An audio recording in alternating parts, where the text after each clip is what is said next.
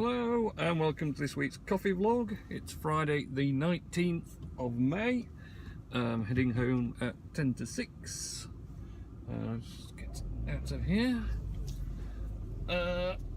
And this week has been, it's been steady away at work.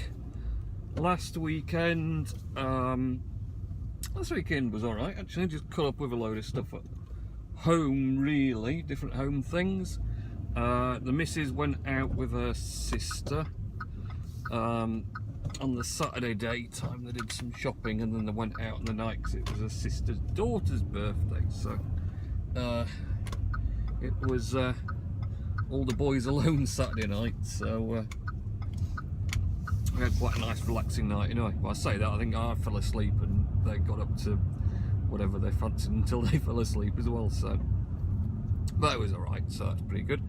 And so yeah, generally this week has been not been too bad, pretty thin on the ground on orders still at the moment, but we'll see how we get on. I seem to have been doing more hunting down rogue eBay listings. There's a few sneaky people trying to sell knockoff Chinese replica AeroPresses, not the real official proper ones, which is obviously shocking.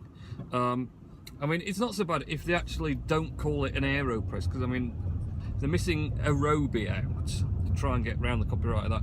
But the AeroPress is also registered as a brand name, you see, so they can't really use that. They have to use some sort of generic plastic plunger coffee maker thingy in the description.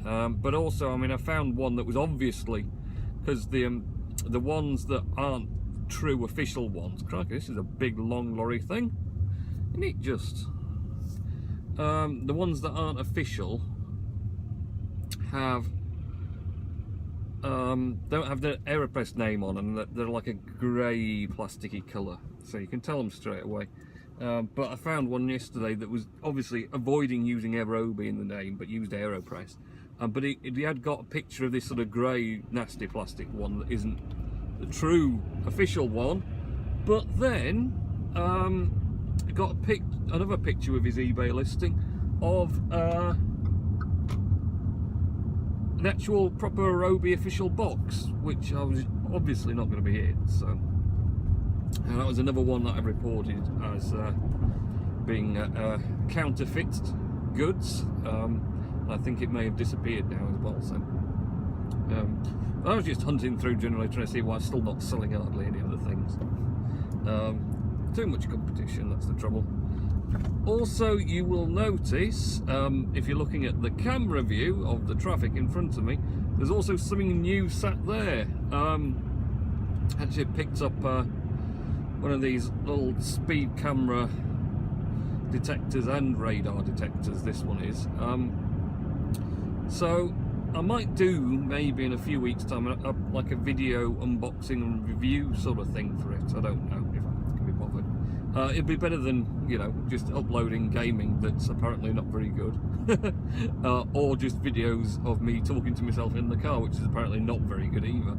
But there you are. So yes, I picked it up. We'll probably see some more of its action later on as I head home. I'm stopping off again with my parcels, so I don't think we'll pick anything up here. But yeah, it uses GPS to plot where the camera locations are, which kind of sat-nav does that already with its little bleeps, but this will actually tell you audibly what the current posted speed limit is, as well as warning you that there's a camera.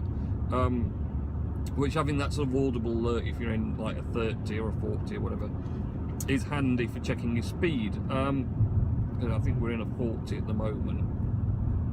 I'm not quite sure actually.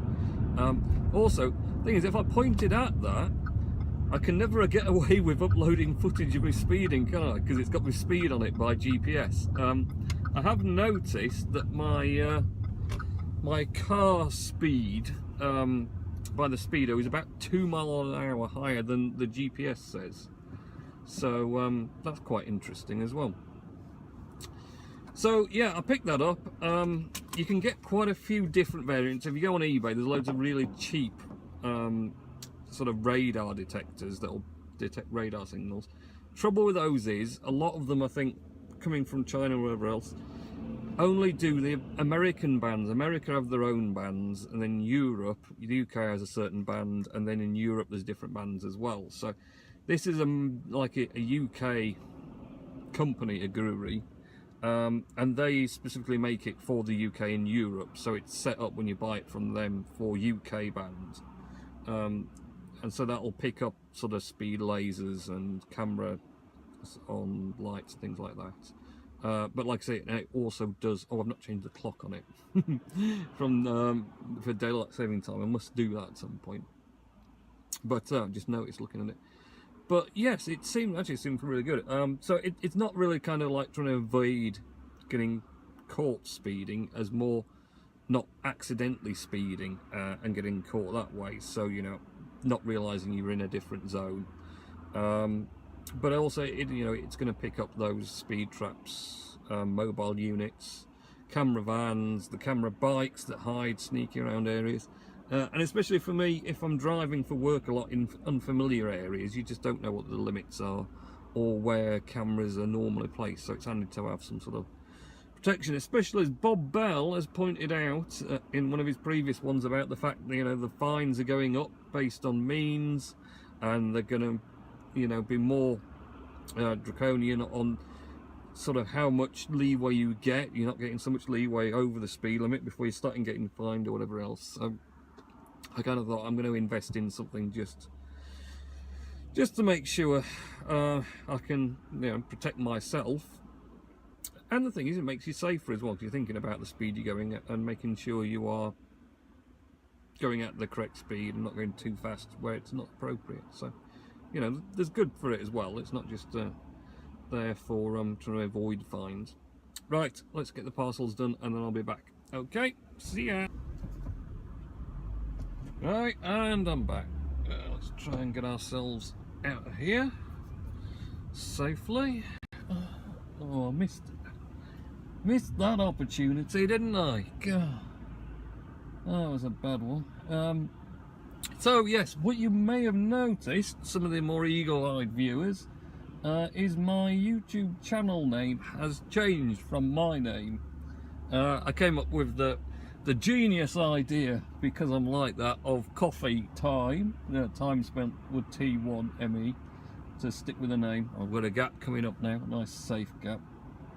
And he's got a nice Mercedes, so he's probably not going to want to break that into the back of my car. Or chug-a-chug.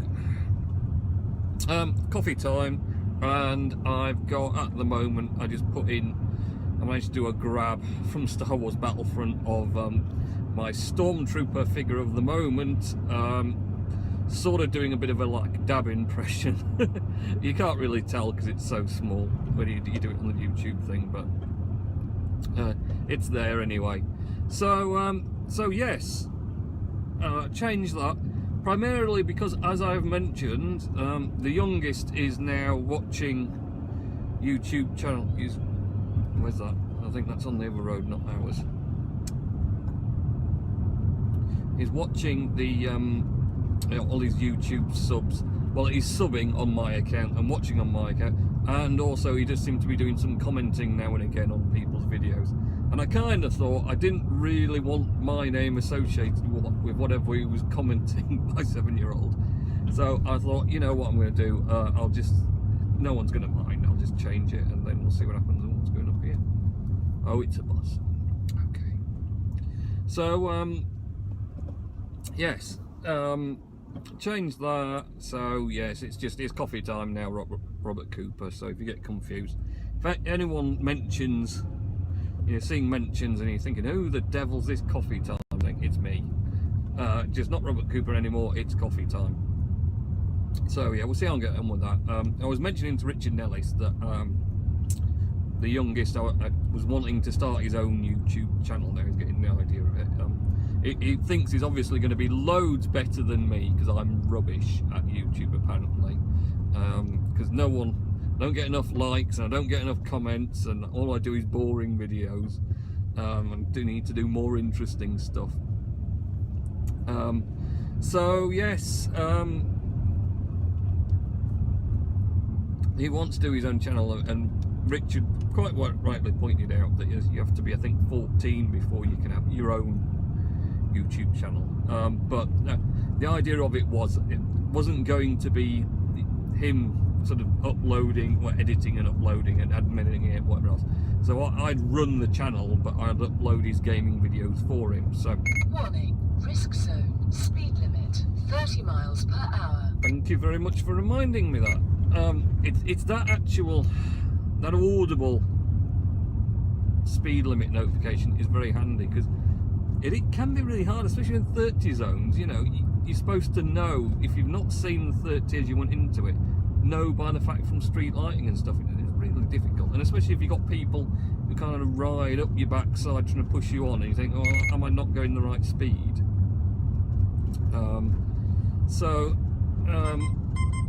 And then get another one. Warning, risk zone, speed limit 30 miles per hour. Alerts can you get? There's no chance. At least I know all this, you see. So, but like I say, it's more important when you're going on roads you don't know and you're travelling about places. So, yes. So, youngest do his own channel, but what I'd do is he'd record the video. I think he might want to do some voice pieces, but I think he'll just start off with him playing games and that's it. But it is going to be sort of more, I'll admin the channel, but he'll have his own channel. I'm not going to put it up on mine, I don't think. I'll let him have his own one, to give him his fair chance of beating me, because he says he's gonna. So I may as well give him the opportunity, do his own channel, and then I'll do the editing and uploading, but he'll just do the game playing, which, you know, won't be hard for him. He's doing that already. Yeah, we'll see what happens. So watch out for that. I'll no doubt give some heavy publicity to his account when he starts up with it, whatever he's going to call it, because he can't even decide what to call it yet. So warning, K-band, radar, check speed. Yeah, no, interesting. I think it's the doors of the Volkswagen garage that's picking up there, because it can pick up the automatic doors lasers. There's different sensitivity levels, easy for you to say. I've got it actually on the most sensitive, so you can step it back if you wish. But I figured I don't care, you know. The more alerts, the better, really, isn't it? More advanced warning. So, yes, other things that have been happening. The rain, yes, it's been a bit of a rubbish week. Weather-wise, we've had a lot of rain. Not had as much, I think, as down south was supposed to get, but it has been decidedly wet. I think Monday was very, very rainy. We do need to get some roofing work done at work. In fact, yeah, that's a bit of a mouthful, isn't it? Yeah, we got some. I think we got some slates come loose or moved off completely. So we're getting some. When it's heavier rain, we're getting some water coming and dripping through, which is a bit tedious. So that needs to get sorted out. Now the dry weather's supposed to be coming. So yeah, we didn't have such great weather. Dehumidifier news, because I'm sure you're all excited about my dehumidifier. It's actually pulling amazing amounts of water out of the sort of just normal room air. It's not surprising we had sort of this damp issue popping up, because overnight, you know, over sort of the space of a 12-hour period overnight, it's filling its tank from sticking it in the kitchen bit. So that's 12 litres over 12 hours, so a litre an hour of water being pulled out of the air. And it seems to manage to consistently do that. Now, whether some of that was because it's been raining and we'd had the doors shut, or whether it is moisture coming in. Come on. Oh, you just totted to your car, dear. Don't mind us. You know, we're just trying to drive along the road you've blocked.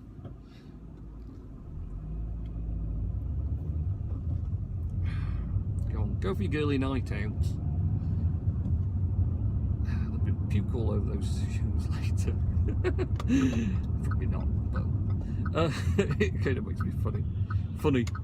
Makes me laugh thinking about it. Let's see if we can get ourselves up here. So now I forgot what I'm on about now. I hate doing that. Oh, water dehumidifier, yes, a dehumidifier. So it's doing its job. I've got to admit, it's certainly earning its money. It's pulling a hell of a lot of moisture out of the house. So I've got quite a lot upstairs as well. I keep sort of moving it about. So during the daytime I have to get upstairs, and on the night it's downstairs.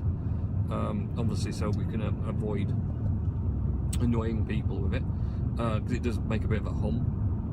Does warm the air up slightly as well though, so I did notice on some of the reviews when I was going to buy it that someone had commented that they were actually having their heating on less because it was kind of warming the house up itself. So, and it doesn't use a great deal of electric while it's doing all its work, so that's pretty good actually. I'm quite impressed with it. So I mean, obviously ideally I'd not have to buy something like that, but having had to, I've got to say it's quite a good device. This particular one I picked anyway was quite a good dehumidifier.